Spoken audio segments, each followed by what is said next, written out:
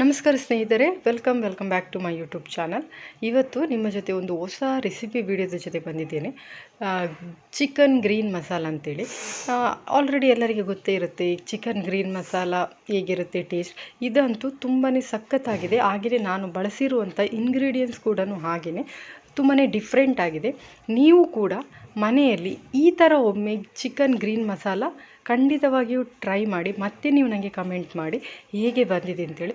ತುಂಬ ತುಂಬಾ ಸಖತ್ತಾಗಿ ಬಂದಿದೆ. ನಾನು ಊಹಿಸಲಿಲ್ಲ ಇಷ್ಟು ಚೆನ್ನಾಗಿ ಬರುತ್ತೆ ಅಂತೇಳಿ. ತುಂಬಾ ಚೆನ್ನಾಗಿ ಬಂದಿದೆ.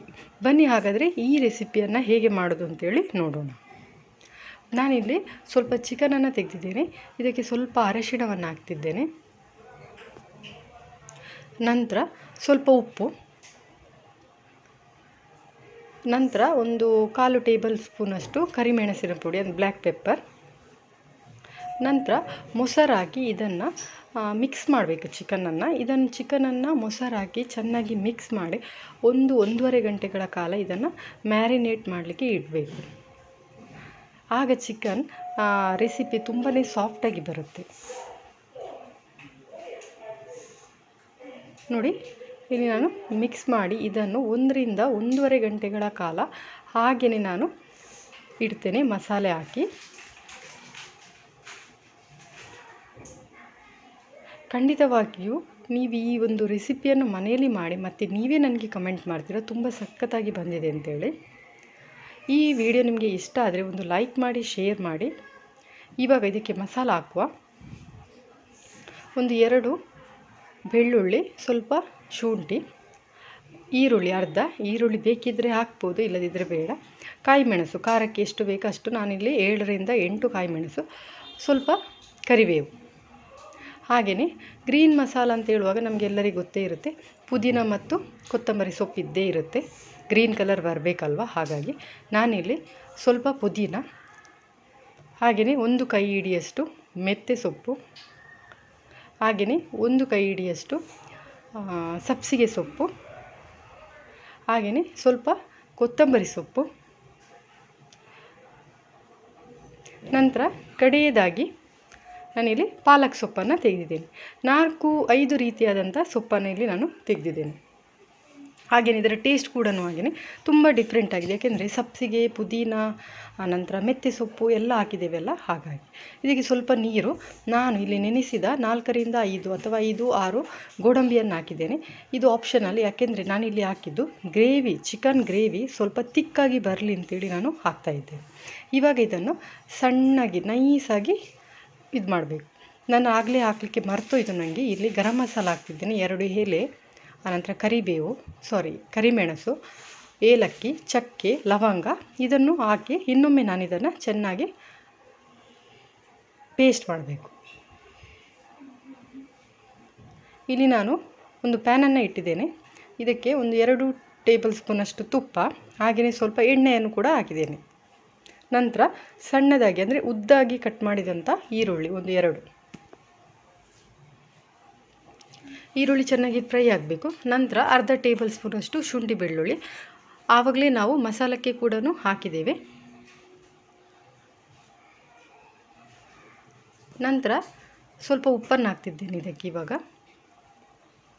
ಸ್ವಲ್ಪ ಅರಶಿಣ, ಇದು ಸ್ವಲ್ಪ ಬೇಗ ಫ್ರೈ ಆಗಲಿ ಅಂತೇಳಿ ಹಾಕ್ತಾಯಿದ್ದೇನೆ. ನಂತರ ನಾವು ಮೊದಲೇ ಮ್ಯಾರಿನೇಟ್ ಮಾಡಿಟ್ಟಂಥ ಚಿಕನ್ ಪೀಸನ್ನು ಕೂಡ ಇದಕ್ಕೆ ಹಾಕಬೇಕು.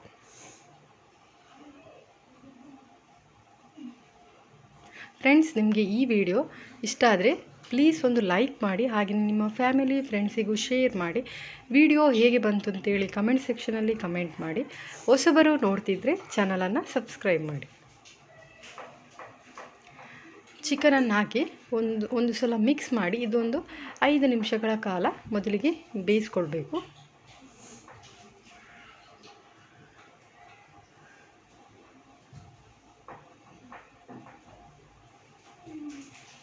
ಒಂದು 5 ನಿಮಿಷದ ನಂತರ ನಾವು ಆಗಲೇ ರುಬ್ಬಿಟ್ಟಂಥ ಈ ಮಸಾಲ ಏನಿದೆ ಅದನ್ನು ಕೂಡ ಹಾಕಬೇಕು. ನೋಡಿ ಯಾವ ರೀತಿ ಕಲರ್ ಕೂಡ ಬಂದಿದೆ. ನಾವು ಕಲರ್ ಇಲ್ಲಿ ಯೂಸ್ ಮಾಡಲಿಲ್ಲ, ಆದರೂ ತುಂಬಾ ಚೆನ್ನಾಗಿ ಬಂದಿದೆ ಕಲರ್ ಕೂಡ. ಇವಾಗ ಈ ಮಸಾಲೆ ಹಾಕಿ ಇದಕ್ಕೆ ಸ್ವಲ್ಪ ನೀರು ಹಾಕಬೇಕು. ನಮಗೆ ನೀರು ಎಷ್ಟು ಬೇಕು ಅಷ್ಟು ಹಾಕಿದರೆ ಸಾಕು. ಗ್ರೇವಿ ತುಂಬ ದಪ್ಪ ಬೇಕಿದ್ರೆ ಸ್ವಲ್ಪ ನೀರು ಕಡಿಮೆ ಹಾಕಬೇಕು. ಇದನ್ನು ಚೆನ್ನಾಗಿ ಒಮ್ಮೆ ಮಿಕ್ಸ್ ಮಾಡಿ, ಇದು ಚಿಕನ್ ಚೆನ್ನಾಗಿ ಬೇಯಬೇಕು, ಅಲ್ಲಿ ತನಕ ಇದನ್ನು ಬೇಯಿಸ್ಕೊಳ್ಬೇಕು.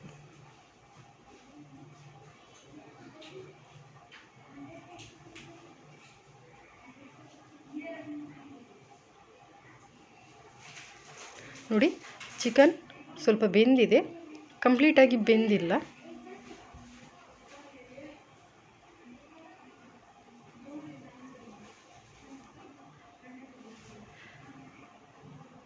ನಮಗೆ ಇನ್ನೂ ಕೂಡ ತಿಕ್ಕು ಬೇಕಿದ್ದರೆ ಇದನ್ನು ಇನ್ನೊಂದು ಸ್ವಲ್ಪ ಬೇಯಿಸ್ಕೊಳ್ಬೇಕಾಗುತ್ತೆ. ಇವಾಗ ನಾನು ಇದಕ್ಕೆ 1/4 ಟೇಬಲ್ ಸ್ಪೂನಷ್ಟು ಶುಗರನ್ನು ಹಾಕಿದೆ. ಶುಗರ್ ಹಾಕೋದು ಟೇಸ್ಟಿಗೋಸ್ಕರ, ಹಾಗೆ ನಾನು 1 ಟೇಬಲ್ ಸ್ಪೂನ್ ಹಾಕಲಿಲ್ಲ, ಸ್ವಲ್ಪ 1/4 ಟೇಬಲ್ ಸ್ಪೂನಷ್ಟು ಹಾಕಿದಷ್ಟೆ. ನೋಡಿ, ಇವಾಗ ಕಂಪ್ಲೀಟಾಗಿ ಬೆಂದಿದೆ ಚಿಕನ್, ಹಾಗೆಯೇ ಗ್ರೇವಿ ಕೂಡ ತಿಕ್ಕಾಗಿ ಬಂದಿದೆ. ಈ ಚಪಾತಿ, ರೋಟಿ, ದೋಸೆಗೆಲ್ಲ ತುಂಬ ಚೆನ್ನಾಗಿರುತ್ತೆ ಈ ಒಂದು ರೆಸಿಪಿ. ನೋಡಿ, ಗ್ರೇವಿ ಕೂಡ ಹಾಗೆಯೇ ತಿಕ್ಕಾಗಿದೆ.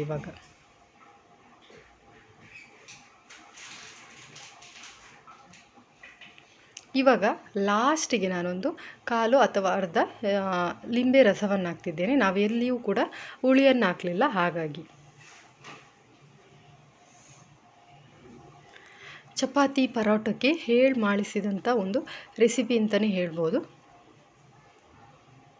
ನಾನ್ ವೆಜ್ ಪ್ರಿಯರಿಗೆ ಈ ರೆಸಿಪಿ ಅಂತೂ ಖಂಡಿತವಾಗಿಯೂ ಇಷ್ಟ ಆಗಿಯೇ ಆಗುತ್ತೆ. ಫೈನಲಿ ನಮ್ಮ ಚಿಕನ್ ಗ್ರೀನ್ ಮಸಾಲ ರೆಡಿಯಾಗಿದೆ. ಪರ್ಫೆಕ್ಟ್ ಕಲರ್ ಇದೆ, ಪರ್ಫೆಕ್ಟಾಗಿ ಬೆಂದಿದೆ, ಹಾಗೆಯೇ ಗ್ರೇವಿ ಕೂಡ ಹಾಗೆಯೇ ಕರೆಕ್ಟಾಗಿದೆ.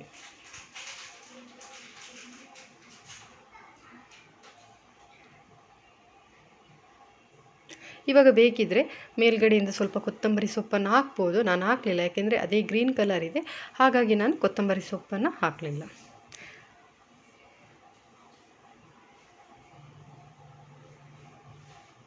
ಫೈನಲಿ ನಮ್ಮ ರೆಸಿಪಿ ರೆಡಿಯಾಗಿದೆ. ಇವಾಗ ಗ್ಯಾಸನ್ನು ಆಫ್ ಮಾಡ್ತಿದ್ದೇನೆ. ನೋಡಿ, ಗ್ರೀನ್ ಚಿಕನ್ ಮಸಾಲ ರೆಡಿಯಾಗಿದೆ. ಪರ್ಫೆಕ್ಟ್ ಆಗಿದೆ, ಪರ್ಫೆಕ್ಟ್ ಆದಂಥ ಕಲರ್ ಚಿಕನ್, ಹಾಗೆಯೇ ಗ್ರೇವಿ ಕೂಡ. ಪ್ಲೀಸ್ ಫ್ರೆಂಡ್, ಈ ರೆಸಿಪಿ ಇಷ್ಟ ಆದರೆ ನೀವು ಕೂಡ ಮನೆಯಲ್ಲಿ ಟ್ರೈ ಮಾಡಿ. ತುಂಬ ಸಿಂಪಲ್ ಆಗಿದೆ, ನಾವು ಯಾವಾಗಲೂ ಮನೆಯಲ್ಲಿ ಮಾಡುವಂಥ ಇಂಗ್ರೀಡಿಯೆಂಟ್ಸಲ್ಲೇ ಮಾಡ್ಬೋದು. ಹಾಗೆಯೇ ರೆಸಿಪಿ ಹೇಗೆ ಬಂತು ಅಂತೇಳಿ ಕಮೆಂಟ್ ಸೆಕ್ಷನಲ್ಲಿ ತಿಳಿಸಿ.